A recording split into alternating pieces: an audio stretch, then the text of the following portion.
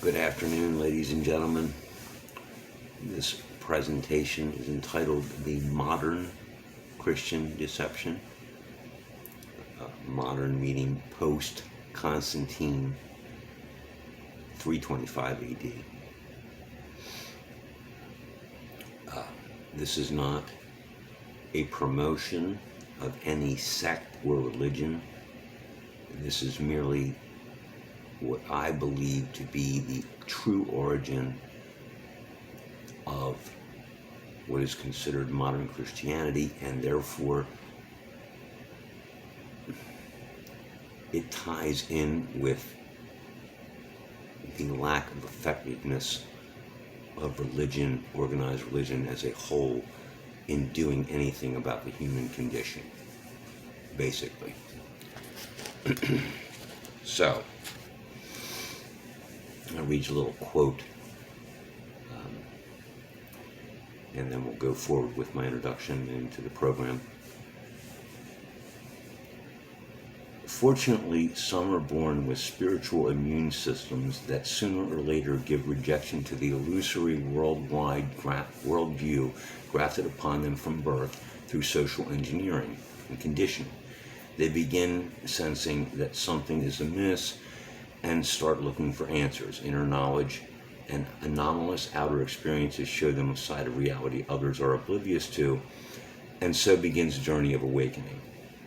Each step of the journey is made by following the heart instead of the crowd, and by choosing knowledge over veils of ignorance. French philosopher Henri Bergson. I just found that one the other day. I was like, wow, pretty good. Because now you're going to understand why I gave you that quote. My trigger to try to figure out what's going on, and I think many people's trigger, is trauma.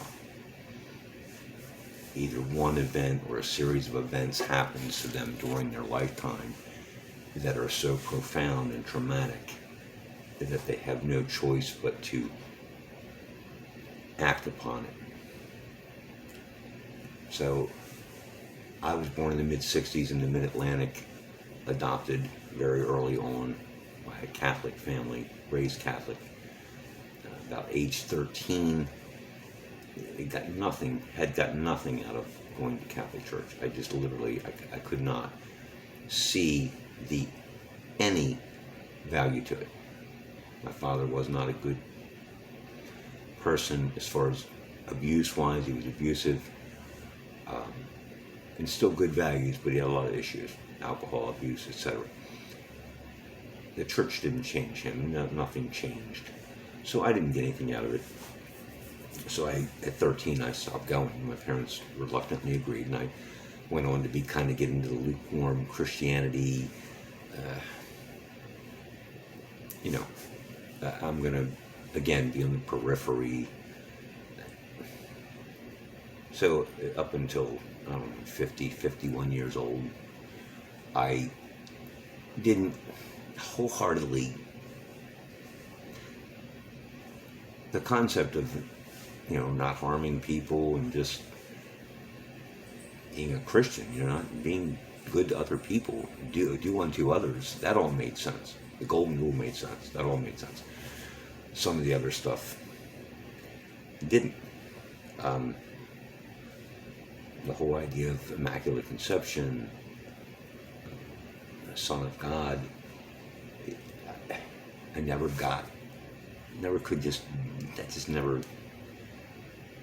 was so ingrained that I wasn't going to let go of it or wasn't going to question it.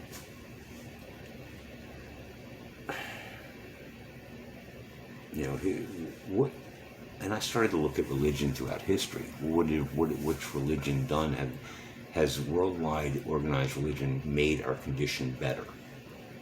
In my brief lifetime, at that point, maybe being 25, 30, 35, 40 years old. Now I'm in my late 50s. But I couldn't see any positives that had happened. I see wars, I see suffering, see the riches of the Vatican, for example. Somebody talking about the poor and sitting on trillions, about 18 trillion, I think it is now. dollars and not doing anything about it, talking about it, while covering up pedophilia. They didn't tie together. It didn't make sense that this person and our Creator would be all loving and caring and about creation and life and love, and yet what they're doing as religionists is the opposite. Never made sense. Couldn't get it. So, in late January, last day of January, first day of February 2016, there was a traumatic event, series of traumatic and transformative events for me. I'm not going to go into detail, but I was exposed to someone that broke the ice. Like hearing this dude talk and tell truth, I said, oosh, maybe what I've been taught, programmed to believe, is wrong. His name is Mark Passio, Mark, P-A-S-S-I-O, YouTube. He's done a very long work. It's 4.5, 5 hours, similar to what I'm presenting here today.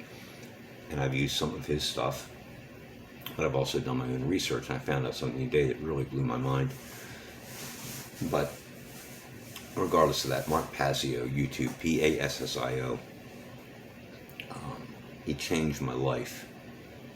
He is my mentor. And again, he wants me, or everyone, not just me, he wants everyone to get out there if they understand what's going on and they can speak it clearly and articulate it to get this message out there.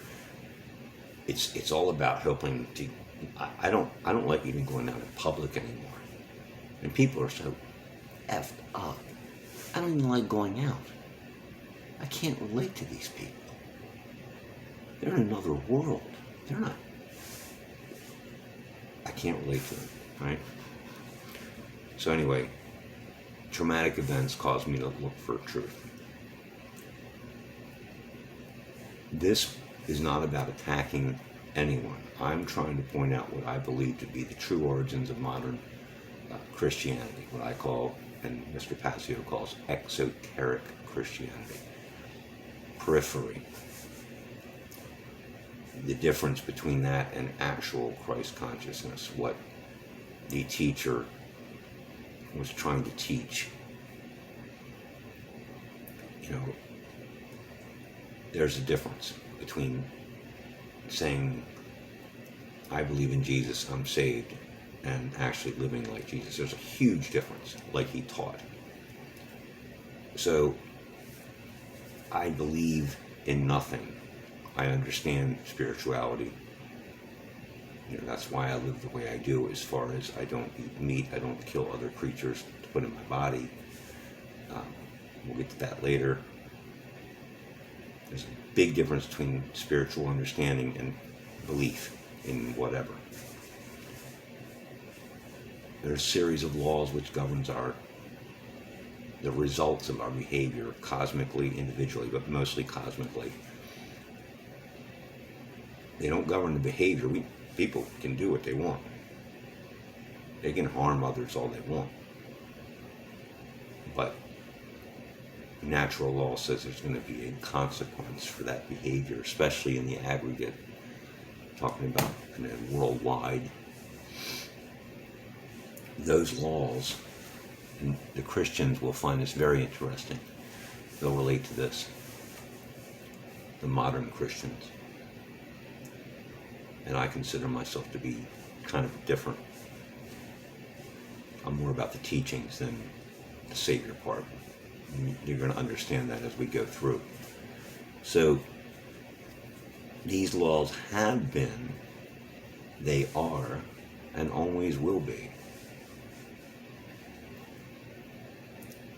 That should sound very familiar to anyone who's been in a Catholic Church or Nicene Creed, whatever. That should be very familiar. They can't be changed, those laws. They can't be changed.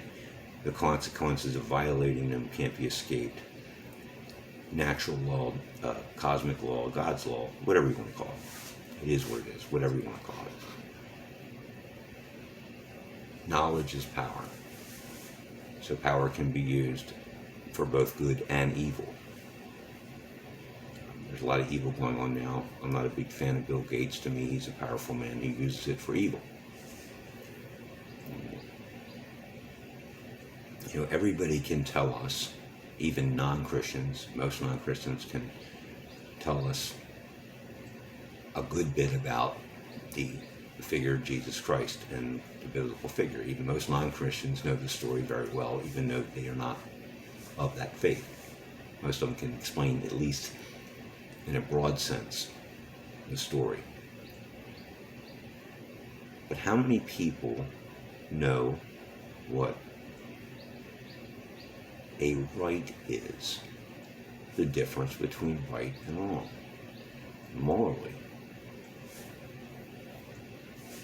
And people say, well, you know, the rights are in the Constitution. No. Man can't grant rights. The answer is pretty simple, and we're going to talk about that at the end of the program. It's real simple. The knowledge of how the human mind works, natural law, the difference between right and wrong, this all was basically occulted, taken away a long time ago, because the bottom line is the evil entities that run this show here, unfortunately still, could not let the masses have knowledge of freedom and the true knowledge of right versus wrong, natural law, and how the human mind works. They weren't going to let the masses have that, because if we all had it, they couldn't control us. No way to control people who have that knowledge. They would be never controlled.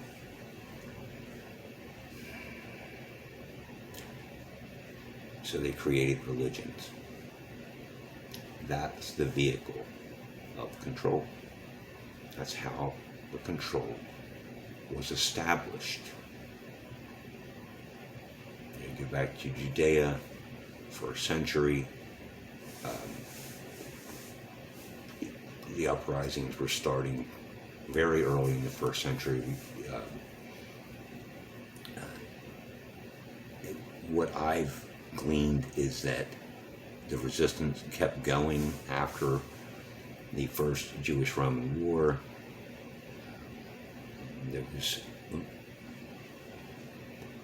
They were still trying to get things under control, because you had people that were quote-unquote Jewish people under the rule of Rome, and you had people that were technically starting to follow the teachings of this figure, Jesus Christ figure. Either way, they didn't want to listen to the Church of Rome anymore, which had always been astro-theological, always been, and we'll get to Sol Invictus a little bit later on in the chronological, had always been astro-theological, so it had always been based on, in the Romans' case, it was, I don't know if it was always the sun, but I know it was the sun in that period, Sol Invictus, unconquerable sun. That was a little bit later on in the timeline. So there was an influential family called the Piso family that knew that if they could help get control, somehow help with gaining control of the peasantry, of the revolting peasant class, they could gain favor with the higher up ruling class, some of the higher people higher than them, a hierarchy there in Rome, in that era. So with their knowledge of figure who was, his teachings were getting around. The teachings of the Christ figure were getting around about freedom, anti-government, anti-money changer, anti-religionist. I mean, the guy was an anarchist. He didn't believe in controlled rulers. And there's a lot of the New Testament that says different. Well, this is why I'm doing this presentation, because a lot of the New Testament is, how should we say, very, very, very man-made and a crock-up. So the Piso family began to basically put into words what would become the New Testament. Ironically, the Emperor Aurelian in 274 AD declared Sol Invictus a new religious cult on December 25th, 274 AD. Sol Invictus, the unconquerable sun, is the new god cult, basically, Roman cult. So this is only about 50 years before we're going to get into the Council of Nicaea, First Council of Nicaea.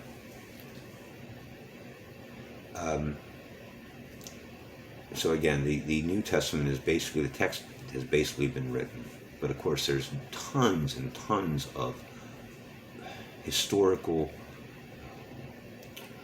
teaching text, I wouldn't say biblical, but theologic texts, philosophical texts going way, way back.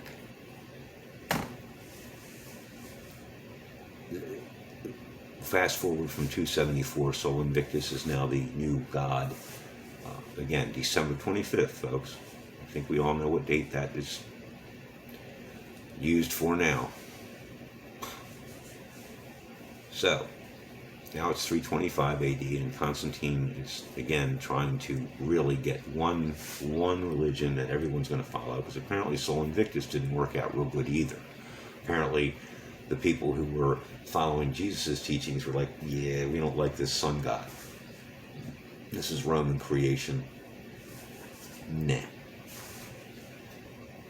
Well, what's the ideal solution? Constantine gathers a bunch of bishops, all these religious leaders together, basically at knife point, and says, you're going to create a religion that these people are going to follow, or you're going to die. So they decide to put them all together. We're going to turn this teacher that they already like, we're going to turn this teacher into an immaculately conceived Son of God, and it's all going to revolve around our Sun God, but we're going to mix that in there in such a way that the Christians really, all they're going to see is this Savior, this allegorical story about this person who was there. And again, the big debate really at Council of Nicaea was, is he of God or is he God-like? I believe the latter. So anyway, they came up with the Nicene Creed. Catholicism was born. The Bible was canonized. Unfortunately, it left out so much stuff. So much stuff was left out. It's basically Constantine's version of what happened, and the New Testament is basically written by Romans.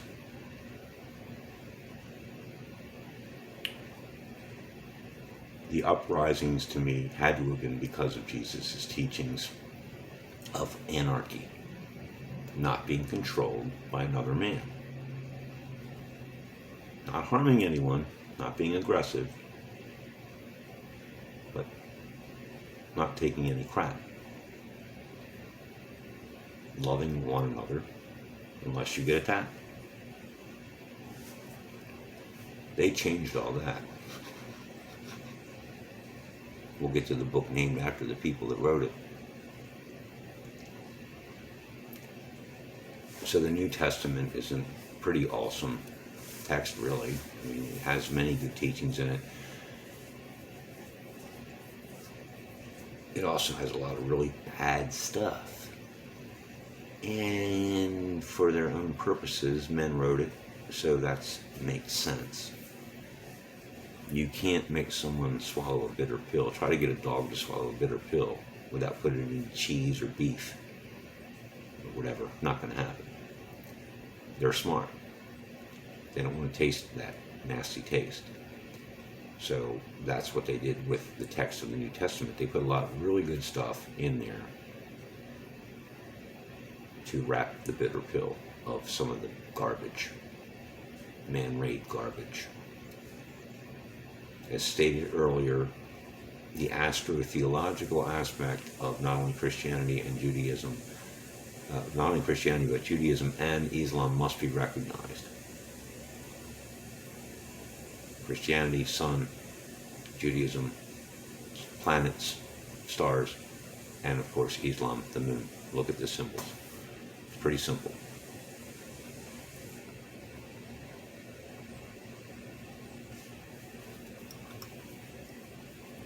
When we talk about religion in its modern form, all of them, the three major ones, Christianity, Islam, Judaism, they've done nothing to improve the human condition on this earth. Three combined, to me, in my estimation, I've seen nothing but suffering and death, wars and strife in the name of God. That's all I've seen. I would never say that all or most of those who practice modern exoteric modern Christianity, I would never say that they don't have good intentions. However, there's a big difference between going somewhere once a week or twice a week and saying that this person's your savior and living that way. The difference is obvious. So, the verse, "We shall know them by their fruits," is more appropriate to me. Not belief, but behavior. You know, if one is not living without aggressing against others, without hurting them financially, without stealing, etc., harming another being, any being, that means animals. Sorry. Read Genesis again. Read it carefully. Can't eat them. Big problem. If you're harming any sentient being, no. Or participating ancillary in that harm, of course you can defend yourself. That is God-given. That's not given by the founders or any of that garbage. You know, the founders gave us the Second Amendment. Well, no. The founders just put it in writing that you can defend yourself with a firearm. God gave you the right to defend yourself.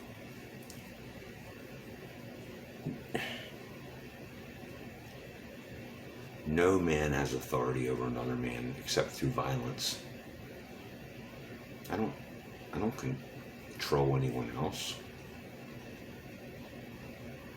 And the only way that Donald Trump or Joe Biden or whoever controls me is by force and violence. Right? I mean, how else could they control you?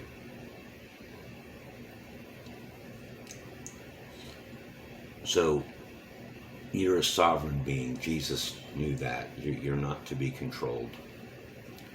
Again, Jesus was an anarchist.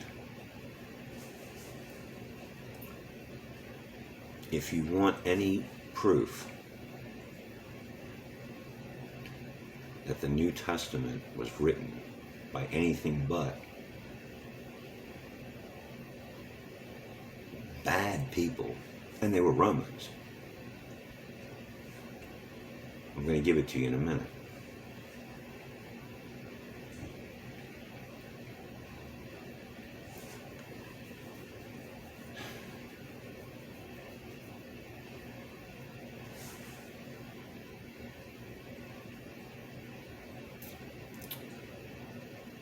Government, read the etymology of government. Control the mind.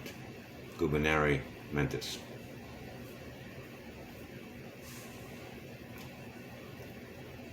For many, government is religion, a religion. And of course they'll tell you no, the Republicans are good, the Democrats are bad. Or the Democrats are bad, the Republicans are good. Well, no. Government in itself is not only a religion, but it crosses over the line and becomes a cult. Because if you don't do what they say, they harm you. If they don't like you, they harm you. That's the difference between a religion and a cult. A religion can, you can have your church and build a church and believe anything you want. Okay, anything. You can believe that a grasshopper created the earth and the heavens and worship a grasshopper. That's fine. As soon as you start hurting people that don't adhere to your belief, you become a cult. That's what government is. So, the wonderful people that penned the New Testament in the book of apparently what they call Paul's letter to the Romans, and you do the research on Paul. Have fun.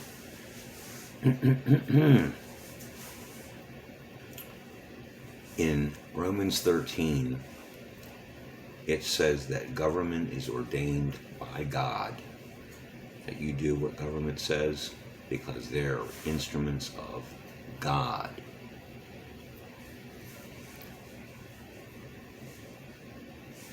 I don't go to church, obviously. My religion is truth. But if you do happen to go to church, ask your pastor, priest, whoever, imam, rabbi, because I think that's kind of the same thing in all of the, they're all very similar, folks. Ask them, especially the Christians, ask your pastor or priest if Adolf Hitler, who was governor, he was part of government, was ordained by God. How about Joseph Stalin, Pol Pot, Castro, Joe Biden? None of these people are ordained by God. Why do you think they put that in the New Testament? To make you into a slave? What God of creation would tell you to succumb to slavery? I mean, that is the exact opposite of any teaching that Jesus would have ever given. Yeah, Jesus would have said, yeah, just do whatever they tell you. Take their orders, like the centurions that killed him. According to the story, the allegorical, or, let's assume that that's true. If it was the police. It was literally the police force.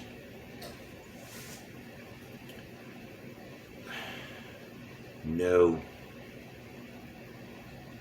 God of creation would tell you to obey government or another man, or be subject to another man. That is slavery, period. It's what it is. So Unfortunately, there could have been, or can be, or will be, some individuals who will become offended by the content of this program. I'm not going to apologize for it, because the bottom line is, if it offended you, it sparked something, and it may have planted a seed that might make you do a little research. The irony of the fact that the Emperor Aurelian declared Sol Invictus, the cult religion, the cult god, on December 25th, 274 AD, and then that didn't work out, so they had to go to using this teacher and turning him into a god, basically a solar god. If you can't see that, and the irony of that date and everything else, knowing that he was born in September, if you don't know that as a Christian, then you definitely haven't done any research at all. So anyway, I'm not going to apologize for offending anyone. Here is what I told you earlier about a right. A right is very simple, because most people can't define it. They'll go into all kinds of stuff about, as I said, founding fathers or whatever. If you take an action which does not harm another being, it's a right. If I pick up my coffee cup like this and take a drink of it, I have a right to do that. It didn't harm anybody.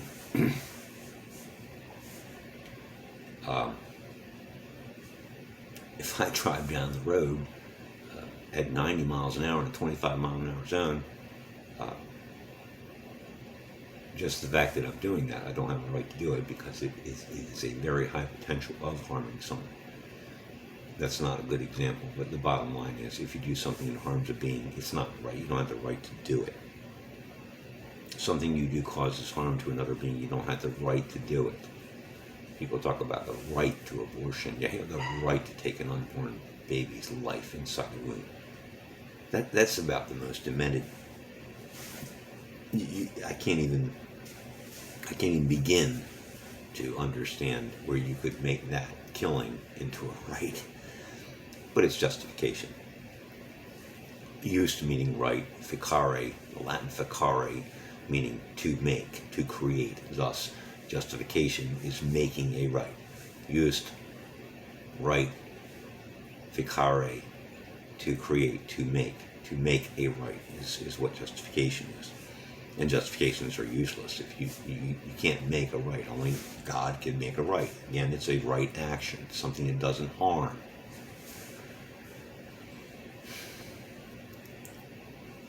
Conscience, true conscience, is not action, it is knowledge. Conscience is the definitive knowledge of the objective difference between right action and wrong action or behavior.